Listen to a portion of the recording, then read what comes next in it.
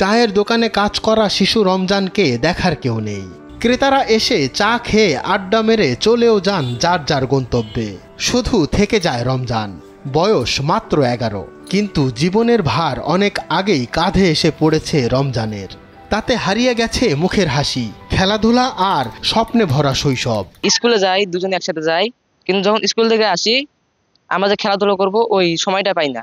ও school থেকে আসি পরে ওর দোকানে যায়, আমরা খেলাধুলা করি। বছর দুয়েক আগে না ফেরার দেশে চলে গেছেন বাবা। এরপর মাও ছেড়ে চলে যান অন্য ঠিকানায়। তাতে বাধ্য হয়ে ছোট রমজান দাঁড়িয়ে যান নির্মম বাস্তবতার সামনে। বাচ্চাটার বাবা মা মানুষের বাসা থাকতো, ওদের কোনো জোরজমা কিছুই নাই।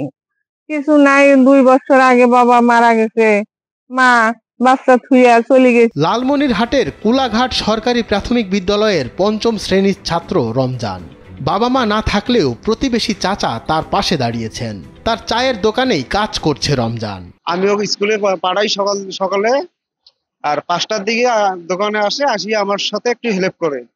ওকে যদি এই মুহূর্তে যদি লেখাপড়া না শিখে, বড় হলে তার লেখাপড়া করতে পারবে না।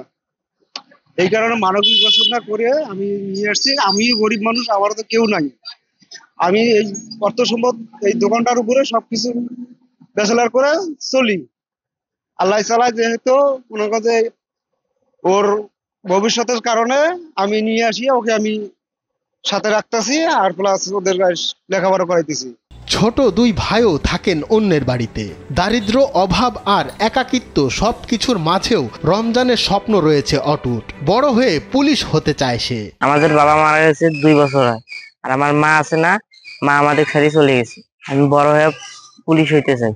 রমজানের স্বপ্ন যেন হারিয়ে না যায়, এমনটাই প্রত্যাশায় স্থানীয়দের। তারা বলছেন একটু সহযোগিতা পেলেই রমজান জীবনে এগিয়ে যাবে। মানুষের বাসায় কাজ করে খায়, স্কুলে লেখাপড়া করে, মনে করেন যে স্কুলে যে লেখাপড়া করে ওইটুকুই, তাছাড়া পিরামিড নাই, কোনো নাই। বাচ্চাদের খুব দুর্গতি। তা আপনারা যদি সবাই মিলে সহযোগিতা করেন। জীবনের শুরুতেই হারিয়েছে সবচেয়ে বড় আশ্রয়, তবুও হার মানেনি রমজান। তার গল্প শুধু দারিদ্র্যের নয়, এ গল্প আশা, অদম্য সাহস আর স্বপ্ন দেখার। মঞ্জুর এ মাওলা, সময়ের আলো।